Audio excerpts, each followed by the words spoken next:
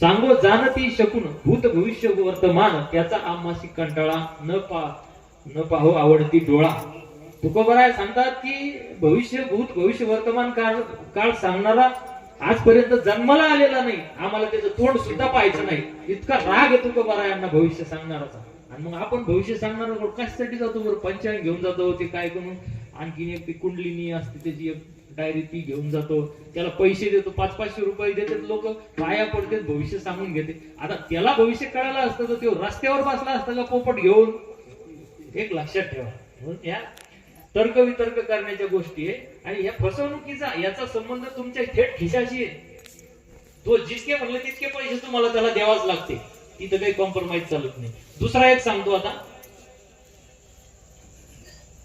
मांत्रिकापासून दूर राहा. मांत्रिक काय करतो?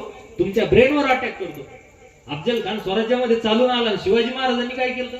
महाराजांनी सांगितलं, पंत खानाला काय सांगा, शिवाजी तुम्हाला खूप घाबरलेला आहे, शिवाजी तुम्हाला खूप घाबरलेला आहे. ही सायकोलॉजी शिवाजी महाराजांजवळ होती. आणि ती सायकोलॉजी शिवाजी महाराजांना प्रत्येक ठिकाणी काय करत गेली? मोटिवेट करत गेली. आणि शिवाजी महाराजांनी स्वराज्य जिंकलं. कमी मावळे असतानाही स्वराज्यामध्ये भारतातला बराचसा भाग शिवाजी महाराजांनी आणला. तर मांत्रिक काय करतो? मंत्र म्हणतो, पाणी भारून देतो, लिंबू देतो.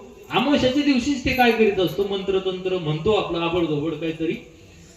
खरं पाहिलं तर प्रमाण देणारे मंत्राची या वैरीमध्ये तरी का लागती कट्यारे. मंत्राने जर शत्रू मेला असता तर कट्यार आणि तलवार हातात घ्यायची गरज पडली असती का शिवाजी महाराजांना? शिवाजी महाराजांच्या काळामध्ये त्यावेळेस तर मंत्र असतेच ना. मग का नाही मंत्र म्हणलं? शिवाजी महाराजांना तलवार हातात घेण्याची का गरज पडली? कारण मंत्र तंत्र आणि बुवाबाजी असं कोणतंही ढोंग या जगामध्ये नाहीये, अस्तित्वात नाहीये. हे ज्ञानेश्वर महाराजांनी मंत्राची या वैरीमध्ये तरी का लागती कट्यारे. म्हणून मंत्र तंत्र करणारापासून अजिबात त्याच्या सावलेलं उभं राहायचं नाही, त्याला अजिबात भूत थापाला त्याच्या बळी पडायचं नाही. तुकाराम महाराज काय सांगित होते लोहगडला? हेच सांगित होते. त्या काळामध्ये बुवाबाजीचं आणि अंधश्रद्धेचं इतकं स्तोम माजलं होतं, खरा धर्मच लोकांना कळलेला नव्हता. आज धर्म कळलेला आहे, आज बऱ्यापैकी धर्म लोकांना कळलेला आहे की नाही?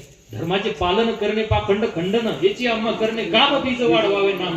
म्हणजे धर्म जोपर्यंत लोकांना कळत नाही, गळी उतरत नाही, तोपर्यंत लोकांमध्ये बदल आणि परिवर्तन होत नाही. आणि कीर्तन हे काय? समाजाची वेदना आहे आणि परिवर्तनाचं साधन आहे. जर मी तुम्हाला सांगितलं, तुम्ही जर आयुष्य गेलं तरी जर तुम्ही बदलायला तयार नसेल तर मग काही फायदा आहे का त्याचा? म्हणून बदला आणि बदल स्वीकारा. परिस्थिती गरीब जरी असली तरी माणसाची नियत जर चांगली असली तर 100% त्याच्या पदरामध्ये यश प्राप्त झाल्याशिवाय त्याला राहत नाही. आणि म्हणून मांत्रिकापासून दूर राहा, आहे की नाही? आणि तिसरं एक सांगतो तुम्हाला, व्यसनी माणसापासून दूर राहा, खोटं बोलणाऱ्यापासून दूर राहा. ह्या दोन गोष्टी सांगितल्या. आता तिसरी ही त्रिपुटी आहे. व्यसनी माणसापासून दूर राहा, खोटं बोलणाऱ्यापासून दूर राहा. कारण व्यसनी काय करत असतो? व्यसनी जोपर्यंत तुम्ही दारू पित नाही तोपर्यंत त्याला तुम्ही आवडत नाही. तो तुम्ही ज्या दिवशी दारू प्यायला लागले की तो तुमच्या खांद्यावर हात ठेवून तुम्हाला मोठेपणा देतो, असं आहे. म्हणून ज्ञानी को ज्ञानी मिला तो ज्ञान की बातें होती है, और गधे को गधा मिला तो लातों की बात होती है. म्हणून ज्ञानीच्या संपर्कात जर तुम्ही गेले तर तो तुम्हाला पटकन स्वीकारणार नाही आणि बदल घडून यायला थोडासा वेळ लागेल. कारण हुशार लोक पटकन स्वीकारित नसते, जे मूर्ख असते का ते पटकन स्वीकारते. म्हणून ज्ञानी लोकांच्या, आपल्यापेक्षा हुशार आणि ज्ञानी लोकांच्या संपर्कामध्ये तुम्ही जर राहिले तर 100% तुम्ही त्याच्यासारखे होत असता, आहे की नाही? संग जया जैसा रंग तया तैसा, आहे की नाही? विठ्ठल विठ्ठल.